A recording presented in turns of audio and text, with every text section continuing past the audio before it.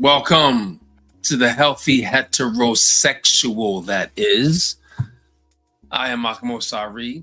It's good to be in the place to be, that is. You see the title? Yeah. You see the label? Yeah. You see what we got in the place to be? Yeah, we're in here. All right, let me check my sounds real quick and we'll be right quick.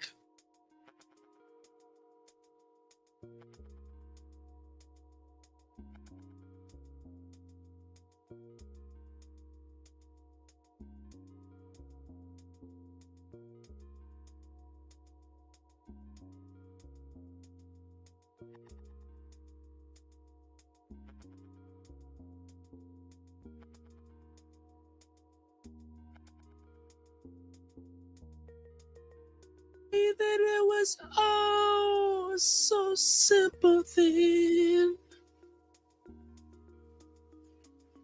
It was so simple then. Check something real quick, y'all. Hold on.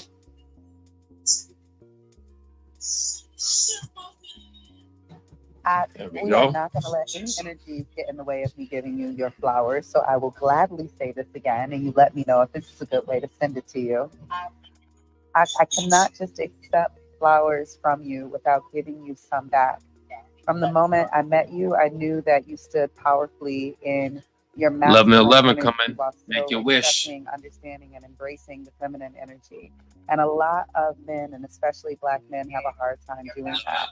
I admire the way you dance between the polarities of who you are, and that you don't allow yourself to be this or that, but you allow yourself to be this and that. It's inspiring in the way that you're in touch with your heart energy and not just coming from your mind, and the way that you just show up in a room is radiant. And I think that you're a phenomenal, powerful human being. And I'm just so glad that we crossed paths in Australia. And although we don't keep in touch as much as I would like, we're back in touch. So I'm grateful that you pulled up on me and brought me into this segment. And I want to stay connected with you forever because I know that you're doing purpose-driven work in this world. And I don't know what we're going to do together at some point, but I'm not going anywhere. I'll be here. The only way is up, and we can do that together. So it's so great to talk to you, to connect with you. Thank you. And yeah, let's keep in touch. So it's so great. Dankeschön, Dankeschön.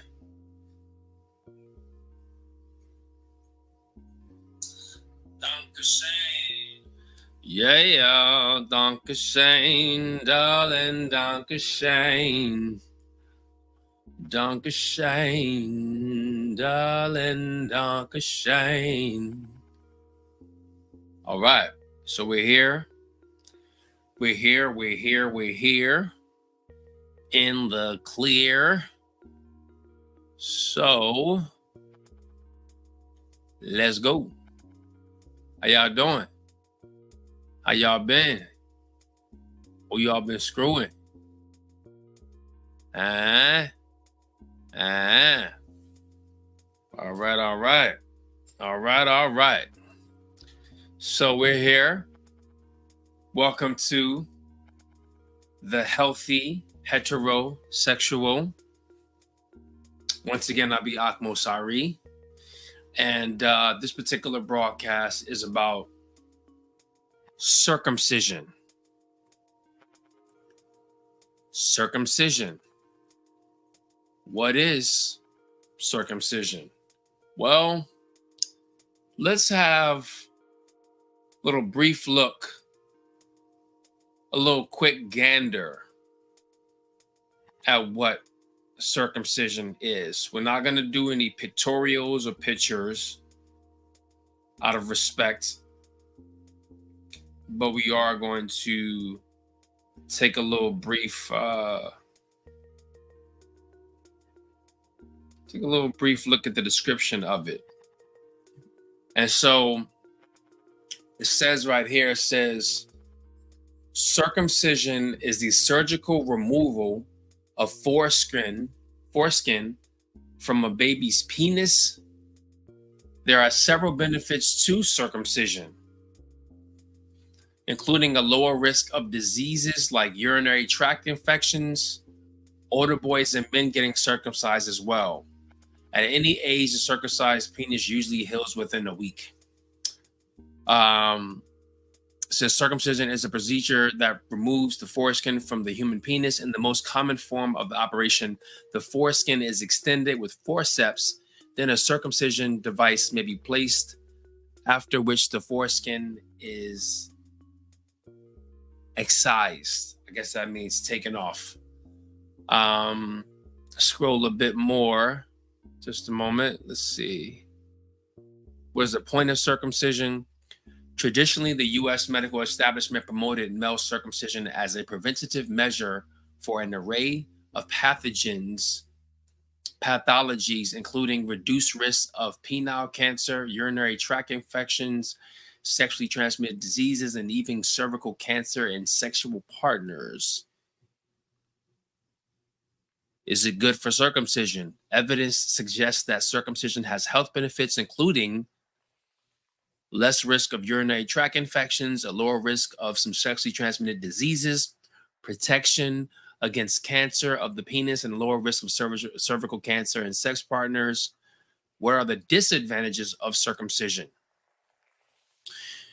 You may need to avoid sexual activity for about 2 weeks. Procedure is irreversible. As with any surgery, human error is possible where the foreskin is trimmed too short, leading to erectile problems. Not good. Overly short foreskin may mean that there is an insufficient skin to allow for full erection. Damn. That fucking sucks, bro. How much longer do circumcised guys last? There were no significant differences in sexual drive, erection, ejaculation, and ejaculation latency time between circumcised and uncircumcised men. Masturbatory pleasure decreased after circumcision in 48% of the respondents, while 8% reported increased pleasure. Why do circumcised men last longer? The penis becomes less sensitive after the removal of the foreskin. Because of this, men can last longer without ejaculating. This implies better orgasms for both partners. Thus, the lower sensitivity of the penis after circulation ensures better and longer sexual activity. Okay, how painful is circumcision? Pain is mild to moderate after circumcision and a dose under genital anesthesia with an intraoperative penile block. Severe pain is rare, mostly related to complications. Younger patients generally have more discomfort. Are most men circumcised? Yada, yada, yada. You can look at the numbers. What does circumcise mean for a girl? Female genital cutting or circumcision is the partial or incomplete removal of the external female genital organs. It is done for cultural rather than medical purposes. So that's more so removal of the clitoris, not the major or the minor lips of the vagina, as far as I know. If that's so, that's just wicked. So that's mostly male circumcision. To be fair, let's type in female circumcision. So it's less about circumcision, and it's lessly called circumcision. It's more called mutilation as it pertains to women. It involves removing and damaging healthy and normal female genital tissue, and it interferes with the natural functions of girls and women's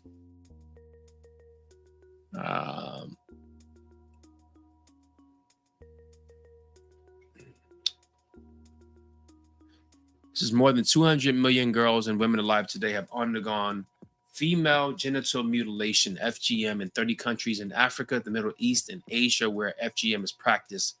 FGM is mostly carried out on young girls between infancy and age 15. FGM is a violation of the human rights of girls and women. Treatment of the health complications of FGM is estimated to cost health systems US $1.4 billion per year, a number expected to rise unless urgent action is taken towards its abandonment. It says female genital mutilation,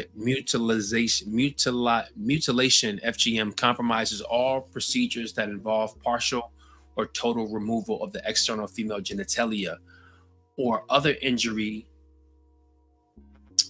to the female genital organs for non-medical reasons. The practice has no health benefits for girls and women and causes severe bleeding and problems urinating and later cysts, infections, as well as complications in childbirth and increased risk of newborn deaths. Wow, that's unfortunate. The practice for FGM is recognized internationally as a violation of the human rights of girls and women. It reflects deep-rooted inequality between the sexes and constitutes an extreme form of discrimination against girls and women. It is nearly always carried out by traditional practitioners on minors and is a violation of the rights of children.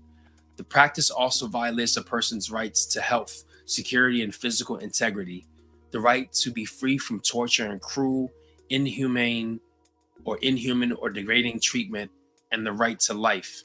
In instances where the procedure results in death. Oh man, wow. In several settings, there's evidence suggesting greater involvement of healthcare providers in performing FGM due to the belief that the procedure is safer when medicalized.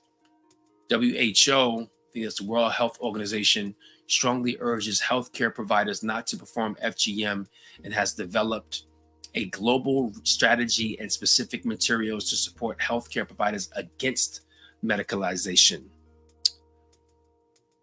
Types of FGM. Female genital mutilization is classified into 4 major types. This is the partial or total removal of the clitoris glands, the external invisible part of the clitoris, which is a sensitive part of the genital of the female genitals, and or prepuce clitoral hood, the fold of skin surrounding the clitoral glands. Type 2, this is the partial or total removal of the clitoris glands and the labia minora. What? The inner folds of the vulva with or without removal of the labia majora, the outer folds of skin of the vulva. Type 3, also known as infibulation. This is a narrowing of the vaginal opening through the creation of a covering seal. The seal is formed by cutting and repositioning the labia minora or labia majora, sometimes through stitching, with or without removal of the clitoral prepuce, clitoral hood, or glands. Type 4, this includes all other harmful procedures to the female genitalia for non-medical purposes, e.g. prickling, piercing, incising, scraping, and cauterizing the genital area. No health benefits, only harm. FGM has no health benefits and it harms girls and women in many ways. It involves removing and damaging healthy and normal female genital tissue, and it interferes with the natural functions of girls and women's bodies. Although all forms of FGM are associated with increased risk of health complications, the risk is greater with more severe forms of FGM. Immediate complications of FGM can include severe pain, excess bleeding, hemorrhage, genital tissue swelling, fever, infections, tetanus, urinary problems, wound healing problems, injury to surrounding genital tissue, shock, and death even. Long-term complications can include,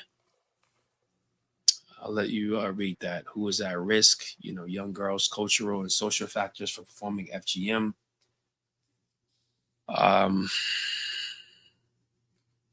Necessity part of raising a girl in the way to prepare her for adulthood and marriage. This can include controlling her sexuality to promote premarital virginity and marital fidelity.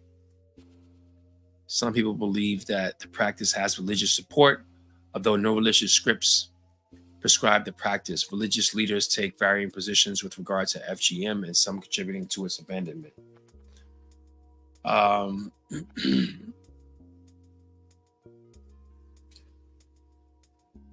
Yeah.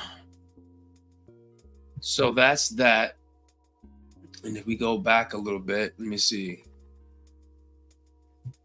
Let's type in circumcision protesters. See what we got.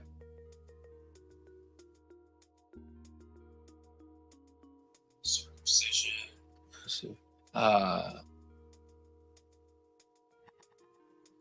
First name protesters. Pink done kicked somebody out of her live performance for protesting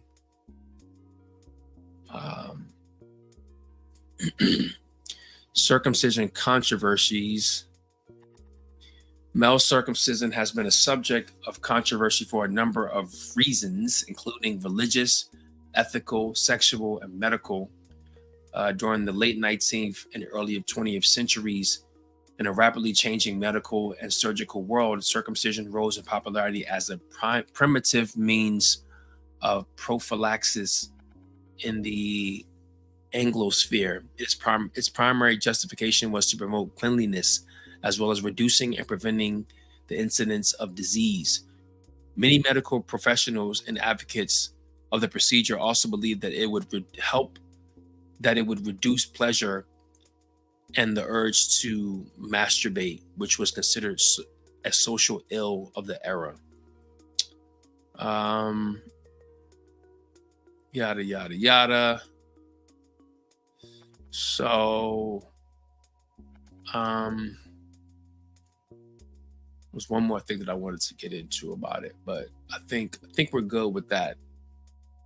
We can launch from here. Yeah, we can launch from here. All right, so let's do this. Make sure you click that like button, click that thumbs up button. I greatly appreciate it. Subscribe to the channel if you haven't already. And with that said, let's launch. So, well, that was intense and that was a mouthful.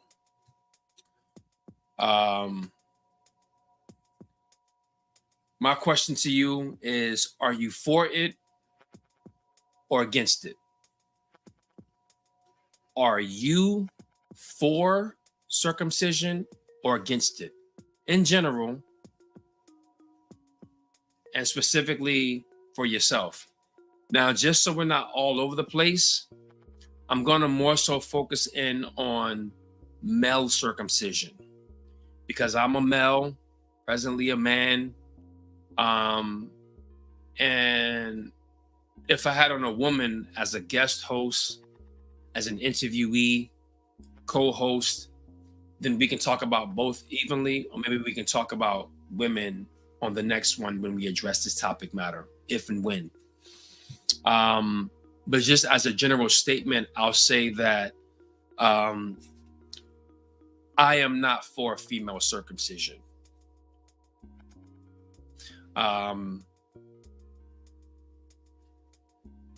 I think that the woman should be left to be all natural in that capacity.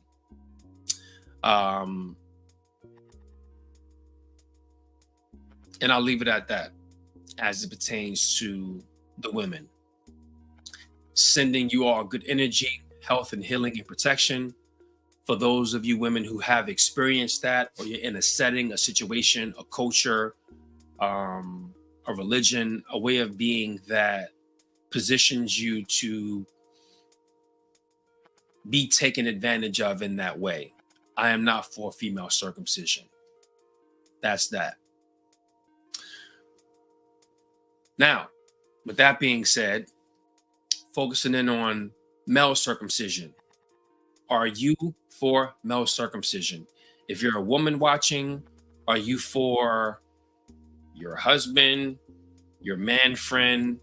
If you have sons, your father, your brothers, are you for male circumcision? Now we can focus in on your partner primarily. If you're into men, if you're a woman and you're into men, because we're hetero focused and prioritized here, would you prefer for your partner to be circumcised? Do you like that? Do you prefer that? If so, why? Are you for or against it? As a man, you yourself and I, are you for or against male circumcision? What are the pros and cons for you? Why are you for it? Why are you against it? Why are you indecisive? Why are you on the fence about it? Let's talk about it. Now, I'm somebody who I didn't necessarily have a choice on on the matter as it pertains to circumcision. Sharing a little bit about myself, I was born a Muslim. And so if you're born Hebraic or Jewish, or a Muslim, Islamic, some Christians, but predominantly Judaism and Islam. When you're born into that, especially for the boys, as a baby, as a rites of passage, as part of the cultural customs of the religion, you are circumcised. And so because you're circumcised within the first few days or the first few weeks or strongs of you being physically born out of your mother's womb, we don't recall, most of us don't recall being circumcised. You know, our earliest memories, when the memory kicks in at age 3 or 4, for most of us, you're looking down at your private parts and you're like, oh, okay, it looks like this. And that's pretty much all you know, until at some point in your childhood, you might see another penis, either on TV, ideally not, or your brothers, or I don't know, a classmate, or your father. I don't know in what capacity you may view it in. But at some point, you either see or you find out that some other males in your life may not be circumcised, or they may, but their situation down there may look different than yours. And so you're like, why does their thing look different than mine? I'm not talking about the size, the length, the girth, the color, the shape, but why does the tip look different?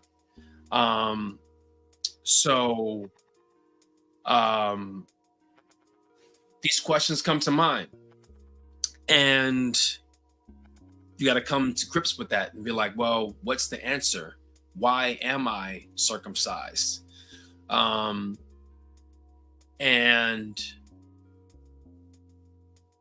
I was always okay. I was always complete with being circumcised, because it was shared with me even as a child, even as a boy, that there were more benefits to me being so than it not being done.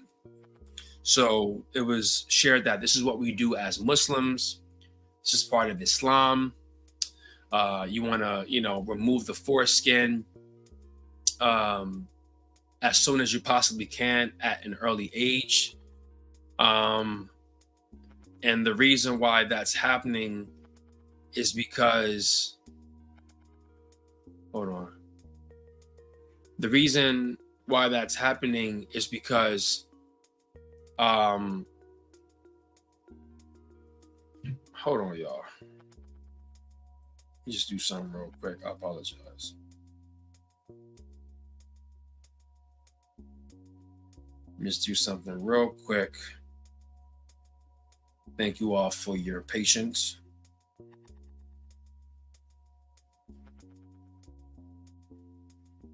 Just a moment.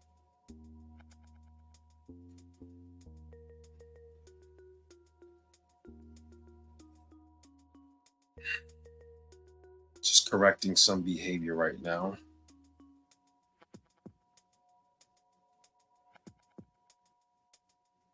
Let folks know where I'm at, what's going on. Give me just a moment, you all.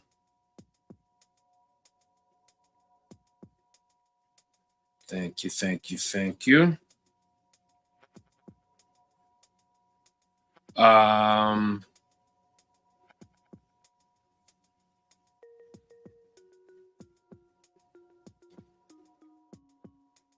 Okay, boom.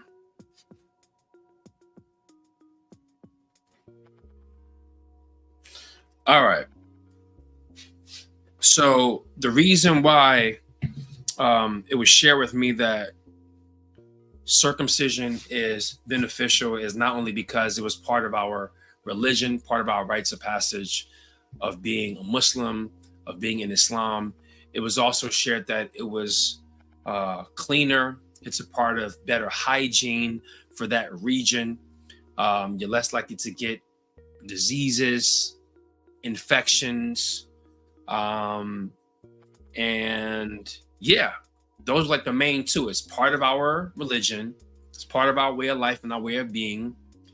And the reason, or part of the reason why it is part of our culture, religion, and way of life, is because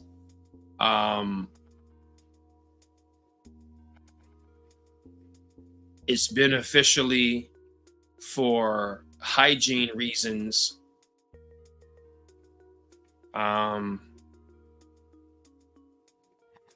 You know, yeah, for me, I'm like, okay, well, even as a kid, I was like, does that apply to women? Like, are girls circumcised as well? I guess girls can't be circumcised. I'm like, as a kid, I'm like, girls can't really be circumcised. Like, what would that even look like? Or how would that even, I didn't even fully know what a girl's parts look like because I wasn't seeing it really. And I didn't understand like the makings of the female private area. So it wasn't something that I could really dive deep and thought about mentally as a child. It was enough for me to just think about and focus in on what I have as a boy and as a male. And it was just like, if I'm being circumcised, though, does that mean that something was wrong with me or something was wrong with boys who are getting circumcised?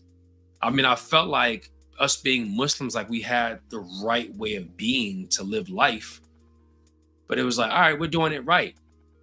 But the larger question was, did Allah, did the Most High make a mistake when he created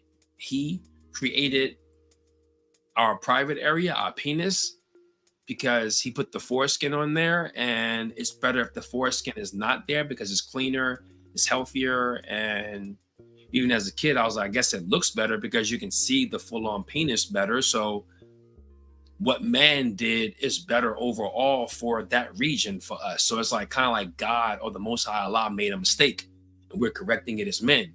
And I was just like, can God make a mistake? Can Allah make a mistake? Like, why would Allah make a mistake? Like, are we doing the right thing or wrong thing? I guess we're doing the right thing, so let's proceed.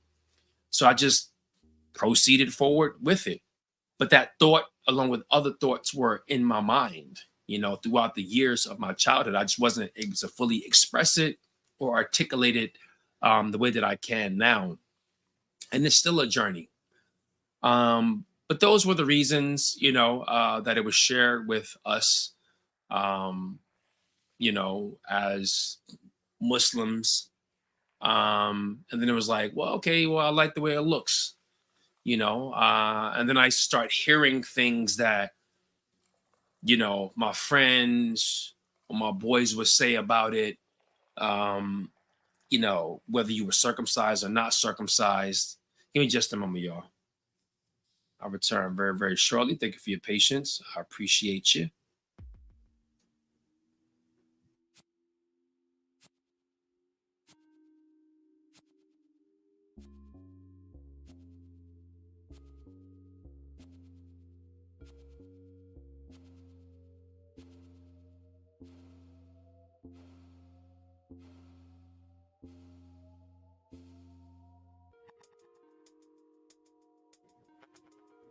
All right, so we're here. Thank you. Yeah, so conversations, talks between guys growing up. You hear things like, when you're circumcised, you don't last as long because you have more of your penis exposed, and so you're able to feel more of the sensation of you penetrating the opposite sex. Therefore it can be a bit more overwhelming. Therefore you're more likely to climax or come quicker. Now, based upon the research that we just read, that says the opposite. That says when you're uncircumcised, from what I can recall, correct me if I'm wrong, if you've seen the first part of this broadcast, if you're uncircumcised, you're more likely to come quicker or climax quicker. because that part of the penis is a bit more sensitive because it usually has the foreskin over it. If the foreskin is pulled back, that area is more exposed, thus is more sensitive because it's usually not exposed. And so if that part is penetrating the woman, it's more likely to be stimulated quicker and more intensely. Thus, you're going to reach your climax sooner and quicker. So I'm not able to speak from that perspective. That makes sense. And lasting longer makes sense in both directions. But I can only speak from one side of things, and being circumcised. Let's keep it a buck. Let's keep it a real. At some point, we had to find out about what other men were sporting, either because you have brothers, you have friends, you see things on TV or online, in books, in media, or you watch a porno and you're like, okay, even though you may be focusing in on the woman and what she's doing and what he's experiencing by way of her, let's stop fronting. You at least have a glance or have a look at what men are sporting. And so on some level, subconsciously, you're like, oh, okay, in comparison to theirs and mine, not talking about size, length, and girth, but talking about if they're if they're circumcised or not, and how that may look in comparison to what it is you have. Now, for me, I'm like, I'm glad and I'm thankful that I'm circumcised, because for me, I'm like, it looks better. I'm like, it's weird having some foreskin that you got to pull back on or with. That's weird. To urinate properly, to have sex, to self-pleasure, like you got to pull it back. And then because it's not exposed as much, it may be a bit lighter in color. It was like, that's kind of weird for me, whereas it's like if you're circumcised, because it's exposed a bit more, the colors may be a bit more evenly toned. You get where I'm going overall. But again, it also made me think of what women have. And this is why the vagina and the penis is so in sync, or can be succinct. And as I was talking about on the previous broadcast, they're perfectly meant to fit into each other, or they're opposites of each other. And opposites attract. Male, female, female, male, heterosexual, boom, the balance, the universe. We move forth. But it made me think about women and being like, oh, as I've got older or experienced women directly, it was like, oh, so like when you pull the clitoris hood back, it's exposed. When you pull the clitoris, like foreskin, or what they call the hood back, you can see the clitoris more clearly, and it's exposed. When you stimulate the woman, or when she's stimulating herself, she more easily and readily is able to be pleasured. When the clitoris in general is being stimulated, especially when the skin is being pulled back. And so the same thing can apply to the men. If you pull back the foreskin and you're getting, quote unquote, head or oral sex, that's stimulating, versus if the woman is just, performing fellatio on top of your foreskin. It will feel good, but it will feel better if the foreskin is pulled back. So if you're not circumcised, you're just like, okay, that's one experience, versus if you are circumcised, it's a bit more pleasurable and it's less work because you don't have to be holding any foreskin back. You just be hands-free with it and use your both hands to do other things, put your hand on her head, just grab other parts of her, yourself. Like, I feel like you have more leeway when you are circumcised.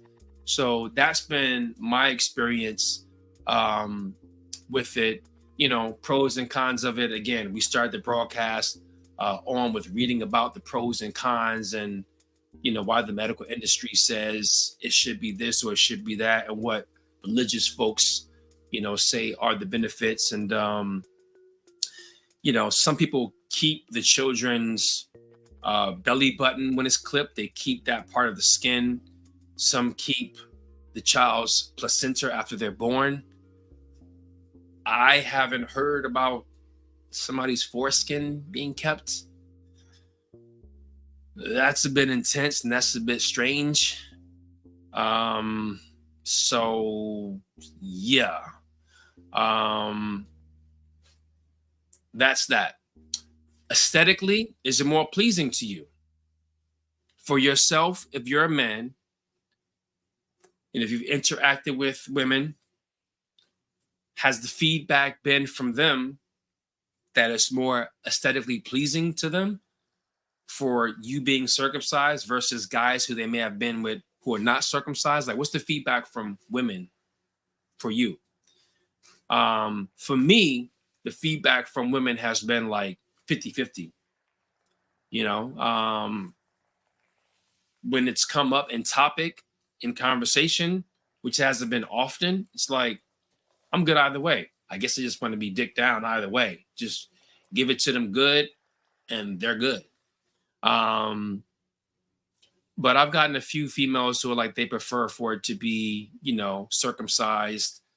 Or they've, been with guys. I've some women are like, I've been with more guys who are uncircumcised. Some are like, I've been with, more guys who are circumcised. I don't know.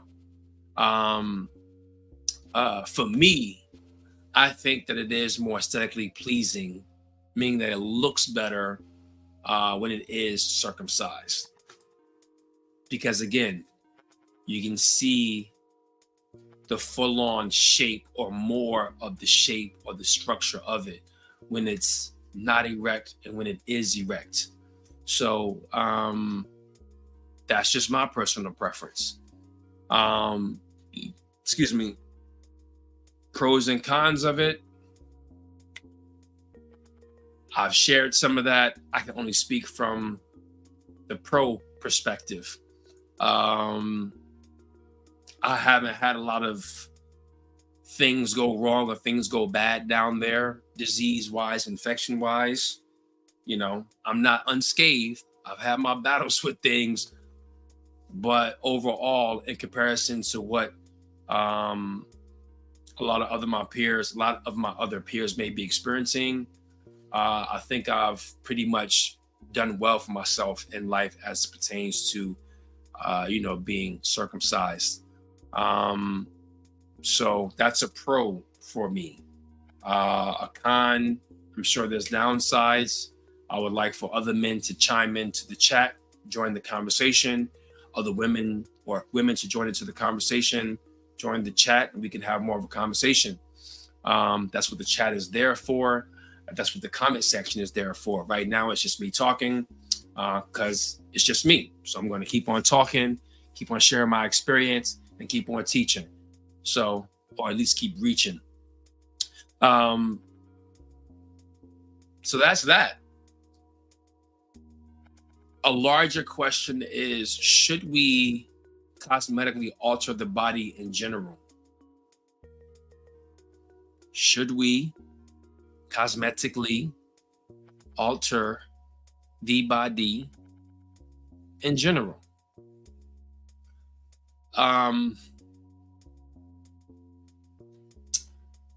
I'm very old school or traditional in that way, where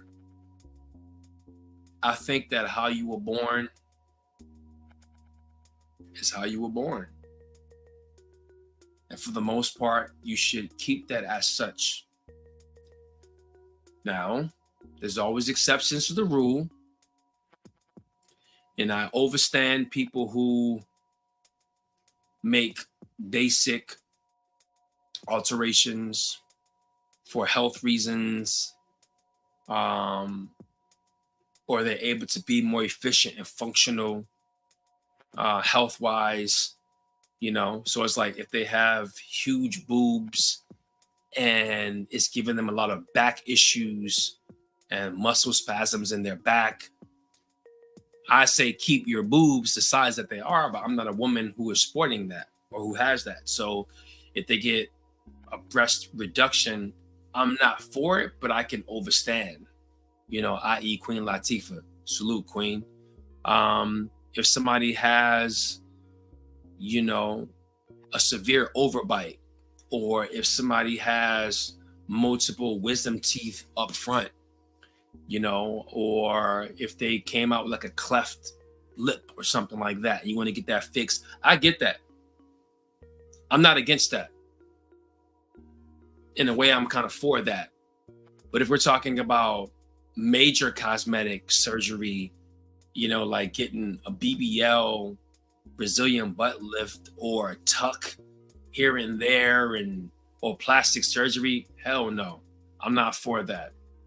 Again, there's always exceptions to the rule. If it's for saving your life or improving your quality of life health-wise, and you pretty much have to do it, I can understand that. But if it's just you cosmetically going in and changing, doing some Michael Jackson, Madonna, Little Kim BS, nah, that shit is a mental illness, and it's toxic, and I don't think our society needs more of that. So should we cosmetically alter the body in general? Well, for reasons that I shared, that's my perspective. Those are my views on it. To close, am I for or against male circumcision in general? Drum roll, please.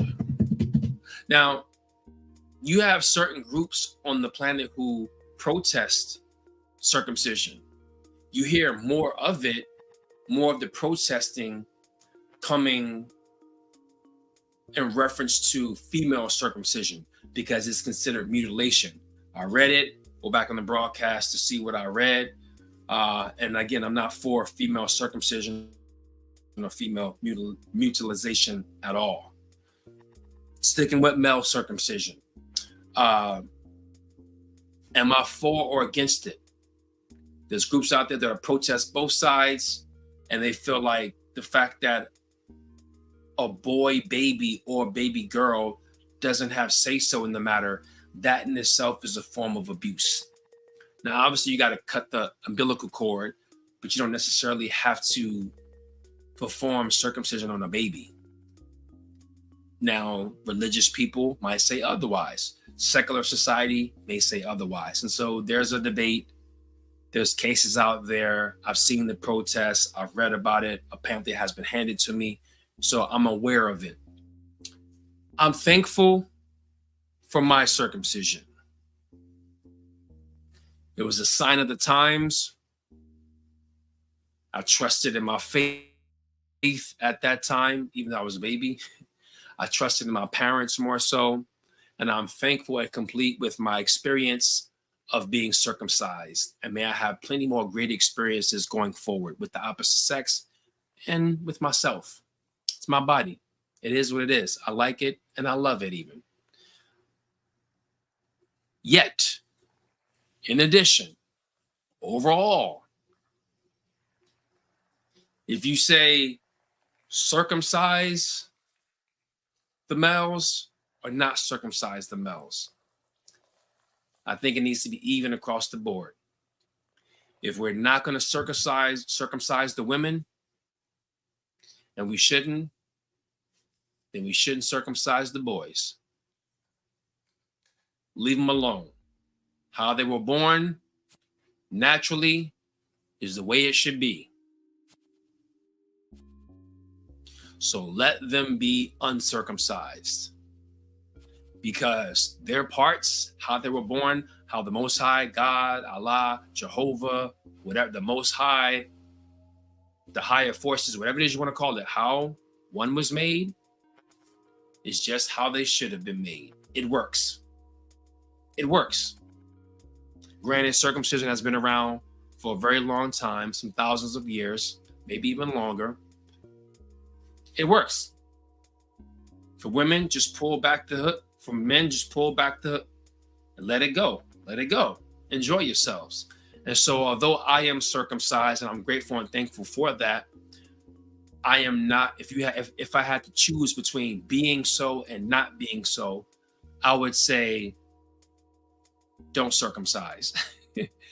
Leave it and let it be natural. Now, what's interesting is that if and when I ever become a parent and I cooperate with the woman and procreate, would I choose to have my sons circumcised? That's actually a pretty challenging question for me. Thank y'all for clicking that thumbs up button. Thank you for clicking that like button. I greatly appreciate that. Thank you for subscribing to the channel as well. It's easier for me to be like, oh, I'm circumcised, I'm grateful. Going forward for everybody else, all the other males, nah. But it's way more challenging for me to be like, do you want your son to be circumcised though? Because I'm like, my father did it for me, did it for my brothers. I'm thankful, I'm grateful. I want my son to be a part of that legacy or that way of being. And then the other side is just like, yeah, but why are you against circumcision? Or why would you choose to be against it overall? And so I feel like it would be challenging for me to make that choice along with my partner. But I would be the lead with that, being the man, or whether that will be done for my son or not. So yeah, so we'll see. That's a bridge that I'll cross when I get to it, if and when I ever get to it. You know, so that's the science with that. There was something else that I was going to say about male circumcision. And if you're viewing, you know, feel free to chime in, leave a comment, join the chat. Let's make it a conversation. So it's not just me pontificating or sharing my perspective, my view. There's another point that I wanted to touch on.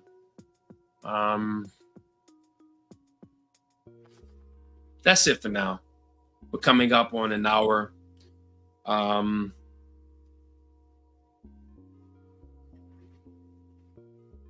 That's the deal with circumcision.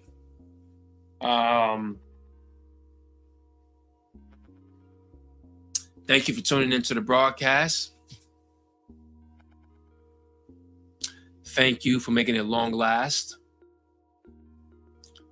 Thank you again for hitting that like button, that thumbs up button. Thank you for subscribing to the channel. It's greatly appreciated. This is the Healthy Hetero. So for those who want to be part of the conversation or are new to the channel or new to this particular series, we prioritize the heterosexual experience. Yeah, that's what we do here. So as we say, as we close things out, is to make sure you stay tuned and make sure you stay in tuned. I'm Akmo Sari. I'll be the Healthy Hetero. Sexual, that is. Peace. I appreciate y'all. One.